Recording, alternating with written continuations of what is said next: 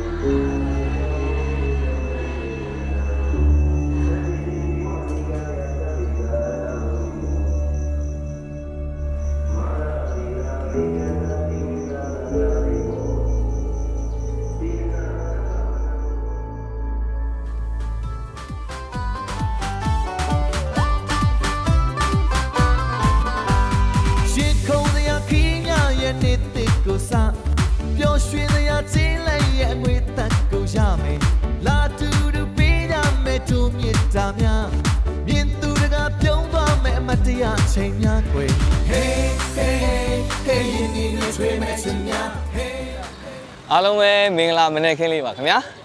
ကျွန်တော်အခုရောက်ရှိတဲ့နေရာကတော့ဝါခမမြို့ရဲ့အနာမည်ကျော်ဈေးနားမှာပဲဖြစ်ပါတယ်ဆိုတော့အချိန်အားဖြင့်ဆိုရင်တော့7နာရီခွဲလောက်ရှိပြီပေါ့နော်7နာရီခွဲဆိုရင်ဒါကျွန်တော်ရန်ကုန်မှာပုံမှန်မနေ့စာစားတဲ့အချိန်ပေါ့သူများတော့မသိဘူးကျွန်တော်ကမနေ့စာကိုလက်ဖေးနဲ့အီချာကွေးစားတယ်တခါရောက်လို့ရှိရင်ပဲပြုတ်ထမင်းစီစမ်းပေါ့နော်စီစမ်းလေးကိုနယ်ပြီးတော့ကျုံဖွေကျော်လေးနဲ့စားတယ်အခုကတော့ဝါခမကိုရောက်နေတာဆိုတော့ဝါခမမြို့ရဲ့နာမည်ကျော်ရွှေညာမွေးငါးကိုစားမှာဖြစ်ပါတယ်ဒါကတော့ကျွန်တော်ရဲ့အဖွဲ့သားတွေပါအားလုံးနှုတ်ဆက်လိုက်ပါဦးဒီမှာပါ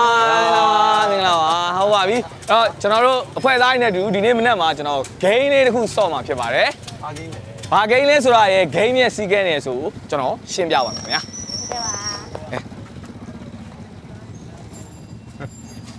ဟုတ်မင်္ဂလာပါခင်ဗျဖွဲ့သားတွေဂိမ်းစော့ဖို့ ready ပဲနော် ready ပဲဆိုတော့ဒီနေ့က4ယောက်ရှိတယ်4ယောက်ကိုအဖွဲ့နှစ်ဖွဲ့ခွဲပေးလိုက်နော်ဝင်ကကြိုက်ကြိုက်လေဝင်ကနေတော်လောက်ပေါ့တော့ဆိုတော့အခုအဖွဲ့တစ်ဖွဲ့ခွဲပေးလိုက်မယ်ဆိုတော့လူကောင်လေးနဲ့လိုက်သွားအောင်နေတဲ့နဲ့အနှစ်နဲ့တစ်ဖွဲ့ခိုင်စင်သွဲနဲ့မိုးစံနဲ့တစ်ဖွဲ့ပေါ့နော် game ကတော့ရှင်းပါတယ် punishment ကိုနောက်မှပြောပြမယ် game ရဲ့ rules ကတော့ဘာလဲဆိုတော့မနေ့စာစားရမှာပေါ့ပါလေးပါပဲဒါပေမဲ့မနေ့စာမွေးငါ့ကိုပိတ်တာချိန်နဲ့စားရမှာ What အများဆုံးစားနိုင်တဲ့အတွက်ကအနိုင်ပါပဲအဲ့တော့ဒီမှာမွေးဘုတ်ဖက်ကိုဒါဝါခွာမျိုးရဲ့ဒီလေးထုံးနိုင်ရချိန်ဝင်နဲ့ချိန်ပေးပါလိမ့်မယ်အဲ့တော့နှစ်တွဲပိုစားနိုင်တဲ့အတွက်ကအနိုင်ရရှိမှာဖြစ်ပါတယ်စားချိန်7မိနစ်ရပါမယ်ကဲလားနေရာလဲလိုက်ပါနေရာလဲလိုက်ပါ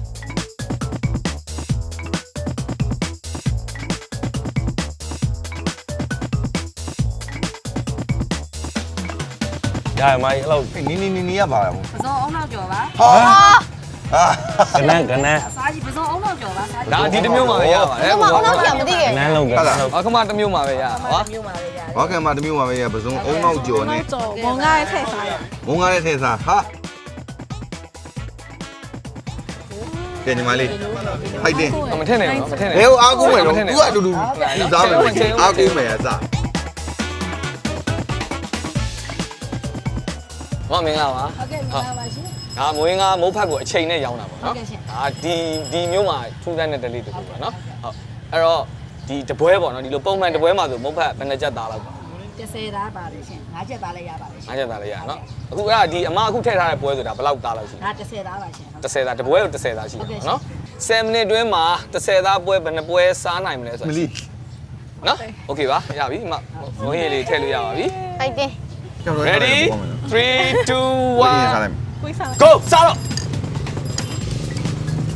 ကဲဟုတ်ပြီခင်ဗျာစားတယ်ခင်ဗျာဒီ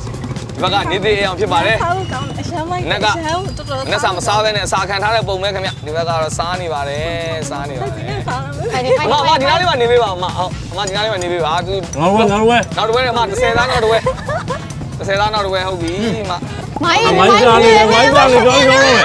ဘာကြောင်းဒီမှာကိုယ်သားလာဒီမှာအဲ့မင်းသားမှာကမင်းတော့ ဟိုဘက်ကနှစ်ပွဲရှိပြီနော်ဟိုဘက်ကမိုးသားတို့ဘက်ကမိုးသားတို့ဘက်က30သားနှစ်ပွဲ ဟုတ်ကဲ့ ဒီဘက်ကတစ်ပွဲကုန်သားပြီနော်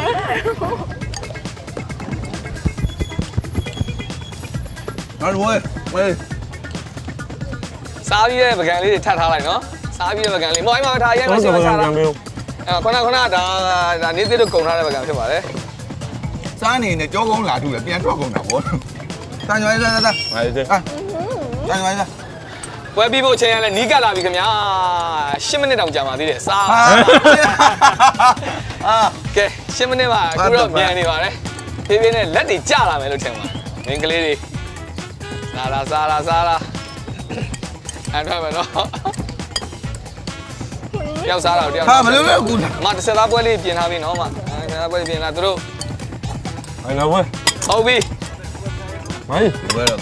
ပကံမီးရောလား ပြုံးမတင် ဟုတ်ဝဲ ဟုတ်ပြီ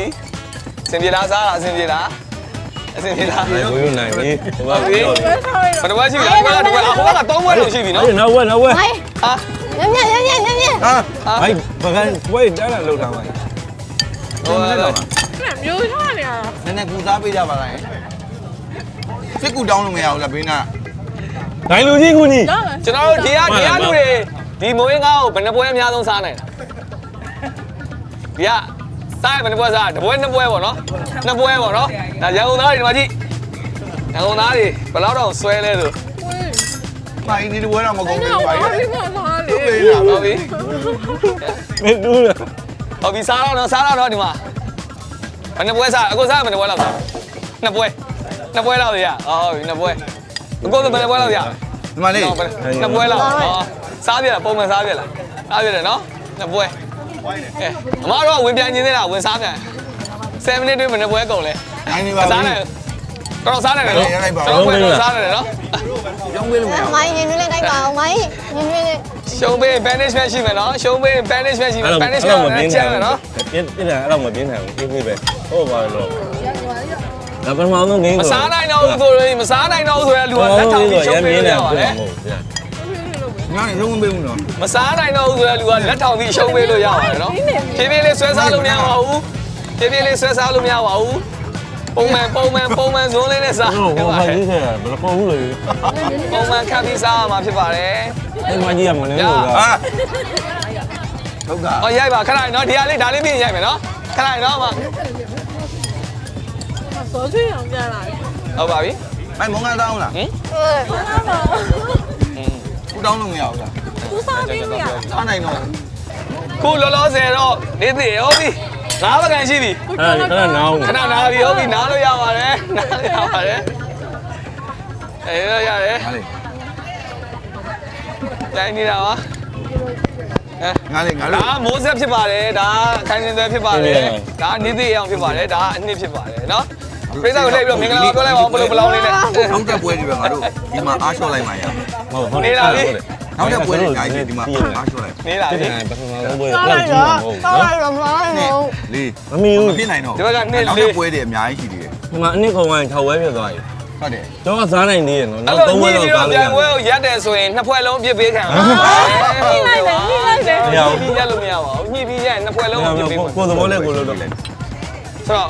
ပြစ်ဒဏ်ကိုအရေးမပြောရလို့ရှင်တော့ဟိုမှာလွတ်လပ်ရေးကြောက်တိုင်လားမသိဘူးကြောက်တိုင်တစ်ခုရှိပါတယ်ဒါတော့ punishment ဘာလို့ရမှာလဲ ဒါကတော့ပွဲပြီးသိရမှာဖြစ်ပါတယ် လေတွေပါတက်နေပြီ9နိုင်ခွဲမှာတခါစားတာ ဟုတ်ပြီလားမေးတာ အခုအပွဲဝင်နေအားတက်သွားအောင်ပြောပြပေးပါမယ်။နော်ဒီ game လေးကဆော့ရဲဆိုပေမဲ့အပျော်ပါဒါပြီးရင်နောက်ထပ်ဆော့မဲ့ game ကထမင်းတုပ်စားရမှာဖြစ်ပါတယ်။နော်ထမင်းတုပ်ကိုလည်းအဲ့လိုပြိုင်စားရမှာဖြစ်ပါတယ်။ Oh my god ထမင်းတုပ်ကိုလည်းဟိုကထမင်းတုပ်လေးမပြီးသေးပါဘူးကျွန်တော်တို့ရဲ့ဘာကမိုင်းနာမည်ကျော်အစားအစာတွေအကုန်လုံး သမီးပြန်လာတယ် 3ပွဲတိတိပြိုင်စားရမှာဖြစ်ပါတယ် Oh my god ဟိုကရှုံးနေကိုကြီးလာရရမယ်ရှုံးနေကိုကြီးလို့လေနေပဲတမ်းတော့ ဘောတော့ပေါ်စားလိုက်ပါဒီနေ့ပြေတော့ ။ပြီးလို့ရှိရင်ကျွန်တော်တို့ဈေးထဲမှာ game တွေဆော့နော်လာခဲ့ကြနော် game တွေဝိုင်းတူးဆော့နော်လိုက်ကြည့်ပြီနော်။ရမယ်ရ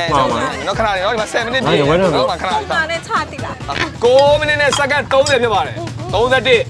32 33 34 35 36 အဲ့ဒါနေဦးဒီကကူမှပြောင်းသွားလေ 40 ဟုတ်တယ်အဲ့လိုမရဘူး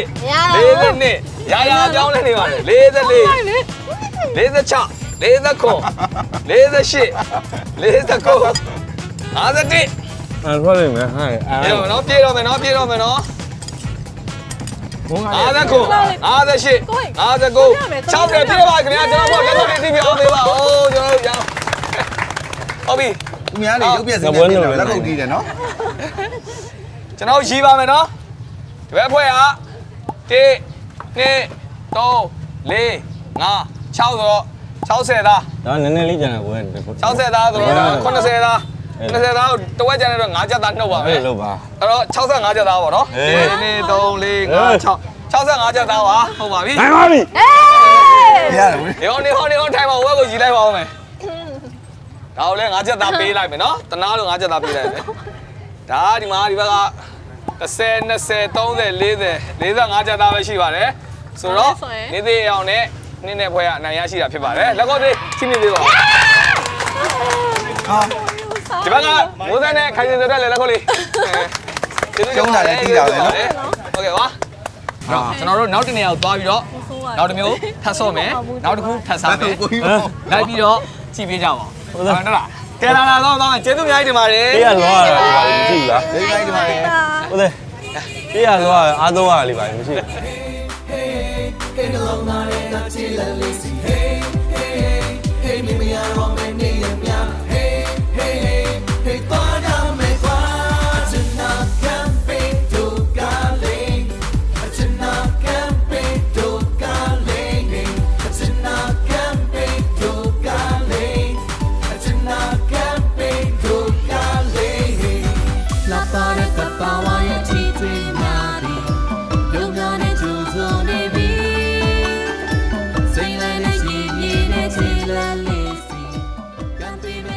တော့ ဘိုင်းပါ ပါရဲ့ ဆိုရင်လည်းတူပဲ ဟိုဟာလေးကိုရီးယားကရဲ့ ကောက်ရှာ မင်္ဂလာပါမင်္ဂလာပါ ငါပါ ဟာဂိမ်းသားဆောင်မယ်လိုက်ခဲ့နော်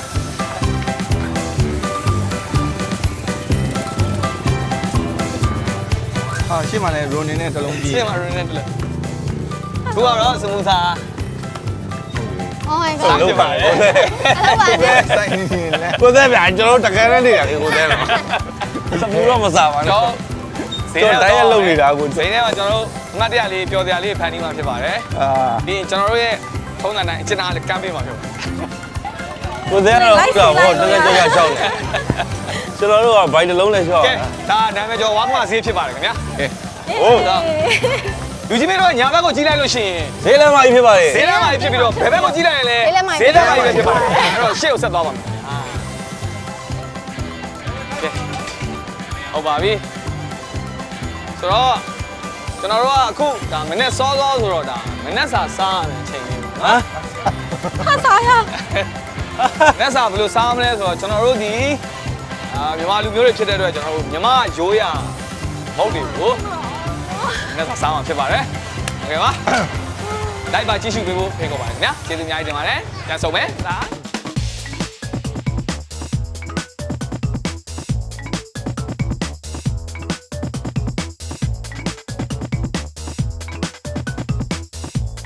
မင်္ဂလာပါဒါကျွန်တော်အဖွဲ့ပါ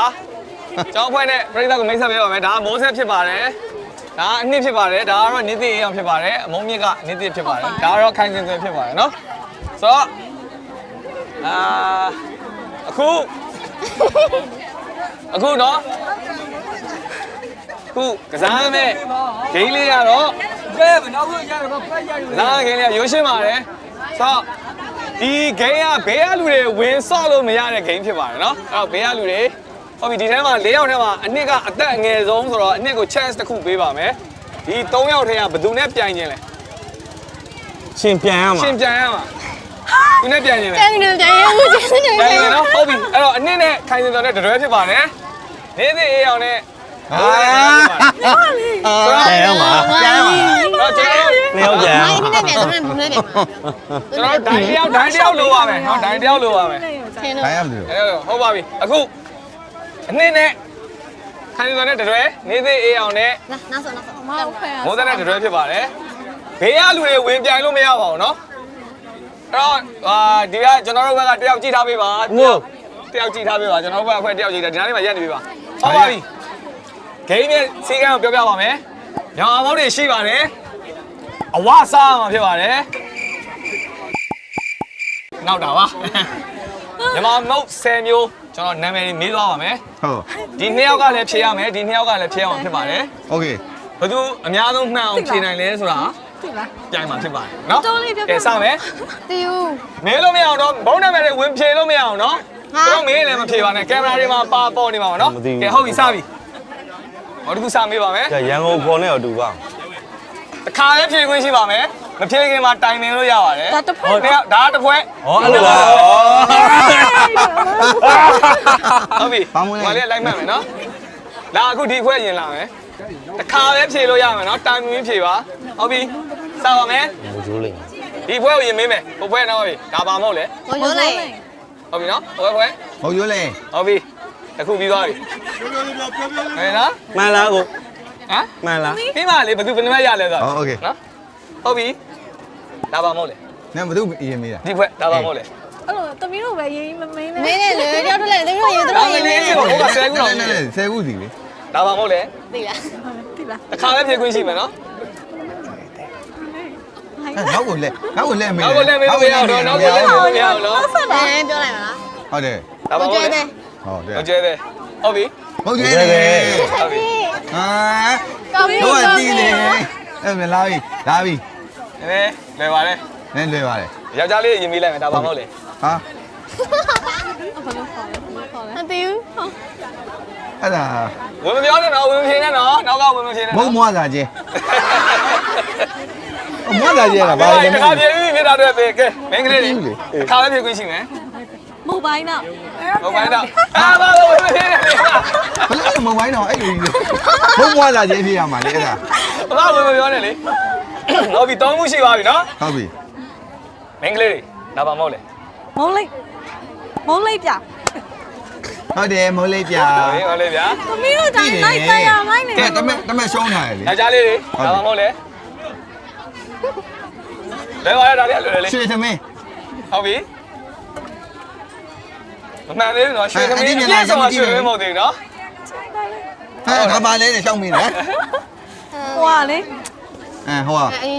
ရင်ပြော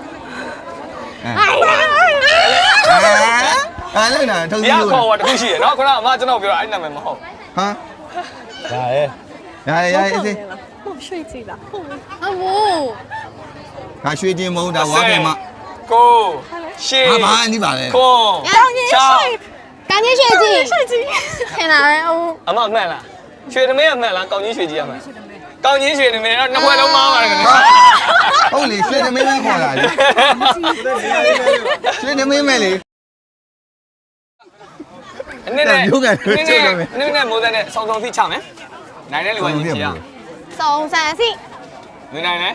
သမီးနိုင်ဟုတ်လားကြောက်တုံးလားဟုတ်တယ်နော်ဟိုအဝါနိုင်တယ်နော်ဟုတ်ပြီ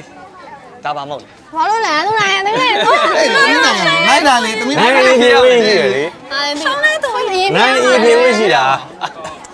ဟုတ်သေးဘူးနော် အော်တခါပဲပြရမှာနော်တခါပဲပြရမှာ ရွှေကြီး ရွှေကြီးဟုတ်ပြီဒါပါမို့လဲ ဒီကြီးမို့ဒီတော့လည်းမသိဘူး မင်းမင်းနော် တာကူပြင်း ဟုတ် တာ ဘူး ကူပြသေးကြပြီလား ရှင်မှားသွားပြီ ဟဲ့ တစ်ခုပဲဖြစ်ရမှာလေ တာကူပြနော်မမှန်လားတာကူပြဒါမို့လဲအမှန်လေးပြပြ ကျွန်တော်မဖျက်ရသေးဘူးလေလာလာတော့ကျွန်တော်မဖျက်ရသေးဘူးဒါရွှေကြီး တစ်ဖွဲလုံးမှားပါတယ်ကဲနှစ်ခုကြံနေလဲဆိုတော့နှစ်ခုပဲကြံ ဒီ တော့ မှန်တယ်လေတမီးကျူဖိနေတာလေဆရာ နှစ်ဖွဲလုံးမှားရနော် ဘာလို့လဲ နှစ်ဖွဲလုံးမှားပါတယ် နိုင်လေ တာကူမပါ ဟို ဘူး ကနားတော့ဟိုကနားတော့ ဟဲ့ ဟုတ်ပါပြီအဲ့တော့ဘယ်နှစ်ခုကြံနှစ်ခုပဲကြံမယ်နော် နောက်ခုပဲကြံ ဟုတ်ပါနှစ်ခုကြံတယ်၄ခုကြံတယ်ဟုတ်ပြီအခုက ဘာကြီးကအထဲမမြင်ရဘူးကိုကြီး ရှုံးတဲ့နိုင်တဲ့ဖွဲ့ကမေးရမှာနိုင်တဲ့ဖွဲ့ဖြေရအောင်နော်ရမ်းလွယ်ပါတယ်အဲ့ ဒီတစ်ဖက်ပဲ တော့တွယ်လေးနဲ့နင်းတဲ့ နိုင်ဖွဲ့ပြရမှာ နိုင်တဲ့ဖွဲ့ဖြေရမှာလွယ်လွယ်လေးမေးမှာ နိုင်တဲ့ဖွဲ့ရ နိုင်တဲ့ဖွဲ့ဖြေရမှာ ဆောဆောဆော စီ ဟဲ့ ဟဲ့ဝမ်တူယူခေါ်မယ်ဝမ်ဆုံးဆန်းစီ နိုင်ပါ နိုင်တဲ့ဖွဲ့ နိုင်လားပြီရှုံးလားပြီ လွယ်လာလေးမင်းပါပါ နိုင်ဖြေရမှာလေ အာမတရားပါဘူးအဲ့ဒါကြီးဖမရှိ သာသာမဟုတ်လေအရမ်းလွယ်ပါတယ် ကောင်းရင်ထုတ် ခုနအန်ဒီပြောလိုက်တာ တန်လာပြီ ပြောလိုက်တယ် ကောင်းချင်းလို့ဆိုတော့မှန်ပါတယ်ဟာသူတို့ဖွဲ့ကအနိုင်ရရှိသွား မင်းလေကောင်းချင်းတုပ်လေကျွန်တော်လည်းဒီမှန်တယ် ဝင်းနာ အဲ့တော့နိုင်ရဖြစ်တော့သူတို့တမတ်ပြီနော်ကဲအဲ့တော့ ဒီပဲ နောက်ဆုံးတစ်ခုပဲမေးတော့အရန်လွယ်ရမ်းလွယ်တဲ့ဟာတစ်ခုနင်းတို့ချင်းစတယ်အဲ့ဘာမဟုတ်လဲအဲ့မ အမှု ဒီမို့ဒီမို့အမလက်ကလေးနဲ့တစ်ချက်လေးကန်ပြလိုက်ပါနင်းညှက်ပြလိုက်ပါ ဟော equate ဟုတ်လားကိုရောပါထားလိုက်ပါဟုတ်ပြီကဲညီမလေးစာကြီးစီမြည်လို့ရတယ် ဒီကြည့်လိုက်ပါ နည်းနည်းမြည်ကြည့်လို့ရတယ် မြင်းလို့မရမြင်းလို့ရကြောလိုက်မြင်းပါဘောကိုတဲ့ရတယ် နည်းနည်းမနည်းနည်းလေးပဲ ဟာ နည်းနည်းလေးပဲနည်းနည်းလေးပဲ ဟာအုံးဒီပါပါလိုက်သေးတယ် တော့ ဟုတ်ပြီ ဟာကြီးဟွာကြီးမဟုတ်လား ကဲဘာမှဖြစ်မလဲဒါနောက်ဆုံးမေးကုန်မယ် ငုံကျွဲတဲ့ ဟုတ်တယ် ဟုတ်တယ်လူလူပဲကျွန်တော်လည်းနှစ်ပန်းတို့ရမဟုတ်ဘူးထင်လိုက်တာ ဘာဖြစ်လဲ ဟိုမှာလည်း နိုင်ရောရ ဟုတ်ပြီအဲ့တော့ဘယ်သူအမှတ်များလို့ရဘယ်ခွဲရဖြစ်ဘယ်ခွဲနိုင်လဲမင်းကလေးခွဲနိုင်ရရှိပါတယ်မင်းကလေးခွဲတဲ့လက်ကောက်တန်လေးပြေးပါ ဟုတ်ပြီလေပါတော်ပြီလေတော်ပြီလေ နိုင်မကောင်းလေရောက်ရတယ် ကျွန်တော်တို့ဒီဆိုင်၄ဆိုင်ဖြစ်ပါနော် မိုင်းထဲထဲ ကျွန်တော်ဒီဒီဇိုင်းဆိုင်၃ဆိုင်၄ဆိုင်အဲ့တော့ဒီ၄ဆိုင်ပေါ့အော်မနောက်ဆုံးတစ်ခုကြံစီဖိုင်နဲ့ဘောနဲ့စောက်တယ်ကျွန်တော်တရားခွဲနေတာကဲအနည်းနဲ့မိုးစဲနဲ့ပြန်ပြီးတော့စုံစမ်းသိချမယ် နိုင်လို့ရင်ဖျက်မှာ နိုင်တယ် နိုင်တဲ့သူကရှုံးတဲ့သူကအရင်ဖြေရအောင်နည်းနည်းခက်လို့မဟုတ်တယ်မင်း နော် စမ်းနော် နာစုံစမ်းစီ နိုင်တယ် ဟမ် နိုင်လား နိုင်တယ်နော် နိုင်တယ်အသမီးဖြေရ ဟုတ်ပြီ ဟာခုနကကြောက်နိုင်နေသူဖြစ် ဟုတ်တယ်လေကိုကရှုံးတဲ့လူကြီး ဒါလေးကဘာမဟုတ်လဲတစ်ခါလေးဖြေရမယ်မြည်ခွင့်မရှိနည်းတော့ခက်မယ်ဒီဒေတာရဲ့အခေါ်အဝေါ်ရှိတယ် မုန်းချူပဲ တိုင်မင်းဖြေနော်တိုင်မင်းဖြေနော်ရပါတယ် ကျွန်တော်အချ မ စ် ဟုတ် နေ ချို့တယ် မုန်းကျိုးတယ်မုန်းကျိုး ဟုတ်တယ် မားတယ်နော် မားနေနော်အဲ့တော့ကလေးတော့ဂျိန်ခွင့်ပေးမယ်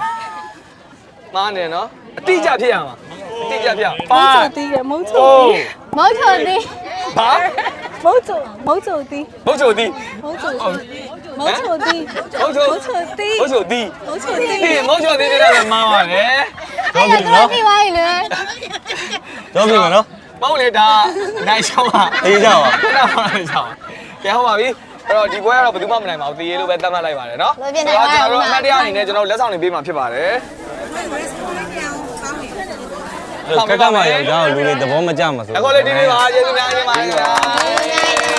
လိုင်းရကျွန်တော်လည်း ညာရောင်းပါစေ ကဲဒီမှာ ကျေးဇူး ကျေးဇူးများတင်ပါတယ်အမလက်ဆောင်ဖွင့်ကြည့်လို့ရတယ်ဗာလဲဆိုဖွင့်ကြည့်လို့ရတယ်ဖွင့်ကြည့်ပါဖွင့်ကြည့်ပါ ဖွင့်ကြည့်ပါ ဟိုင်း ကျွန်တော်ခေါ်သွား အဲတောက်လို့ရပါတယ်ကျေးဇူးများတင်ပါတယ် မတည့် နှစ်နက်ပဲ ဟိုက်လား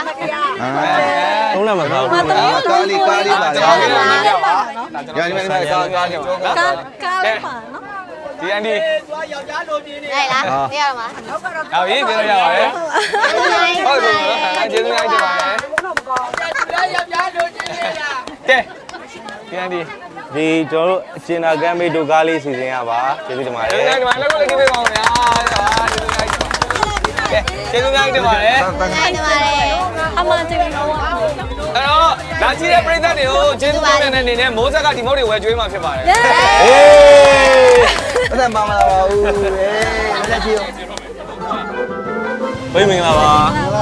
ကျွန်တော်အာမိုကလာတာဗျကျွန်တော်ကနေတစ်ပါဒါခိုင်နေပဲပါကိုကြီးအာမိုချောင်းသိလားဗျ အာမောကတော့ကျွန်တော်လယ်သမားဆိုတော့သုံးမှုတာပေါ့ မသုံးဘူးလေဘာတွေသုံးဘူးလဲကိုကြီး ငါမျိုးဆိုင် မောင်းသုံးတယ်အာမောပေါ်တက်အာမောနဲ့ကြအာမောရွက်ဖြန်းကျွန်တော်လယ်သမားအဲ့ဒါအများဆုံးသုံးတယ် တော်တော်သိတာပဲ တော်တော်သိရပဲ အစင်ရောပြည့်ရလားကိုကြီး ပြည့်တယ် ဟာလားဘလို့ကောင်းကျိုးတွေလဲရလဲ ကျွန်တော်တို့ဒီစပားလေးမှာຫນွေစပားမှာသုံးတဲ့အတွက်တော့ထွက်ကောင်းတာပေါ့ ဟောထွက်ကောင်းတယ်ပေါ့နော် အထက်တိုးပဲ အထက်တူတာပေါ့ဟုတ်ဒီပေါ့ ဒီသားကိုသူက120 130 ဟာအဲ့လောက်တော့ အဲ့ လား ဒါထွက်တယ် ဩအဲ့ဒါရေရှည်လဲအာမိုပဲသုံးမယ်ပေါ့ ဟုတ်ကဲ့ငွေမှုပေါ့ ဟုတ်ကဲ့ပါကိုမေကွန်လေးဖြည့်ရတဲ့အတွက်ကိုကြီးကိုအမောလက်ဆောင်လေးတသေးလေးပါကိုကြီးဟုတ်အမော9 plus ပါကျေးဇူးပါဟုတ်ကဲ့ပါ တတာ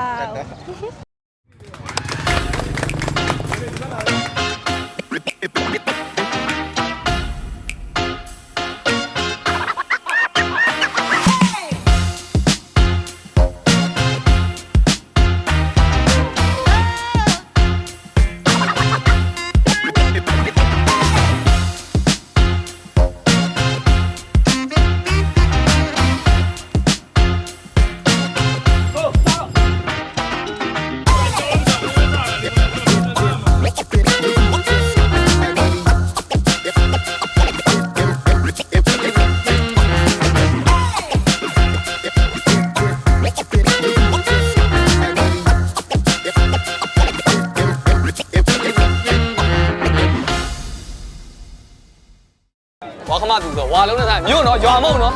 မြို့ငါမြို့နော်နောက်တော့ဟိုကအချင်းချင်းတကယ်ပြီပဲ တေးလေးလေးကျွေကြလေးတီးရယ်တေးလေးလေးဘာပြောရပါလဲ ကိုကောင်း ကင်မရာလေးနဲ့လိုက်ပါအောင်လက်ကောလက်တီးပေးပါကိုကိုနာမည် မိုင်း265မျိုး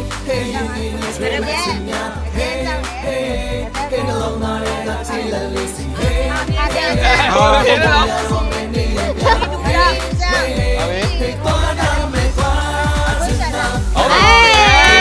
ခွေးချာကြောက်တယ် ကျောင်းလည်းမြို့တော်တယ် အာဝန်ကြီးနဲ့ရုပ်ရှင်ကြီးကောင်း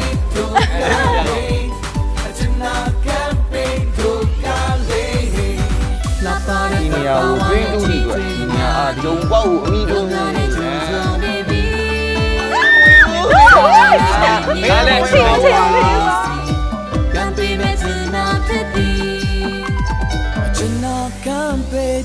ဒါလည်း ချင်ချင် ကျွင်းကိုဟေး no no ပါဒီမှာမဟုတ်လားဒီမှာမဟုတ်ဘူး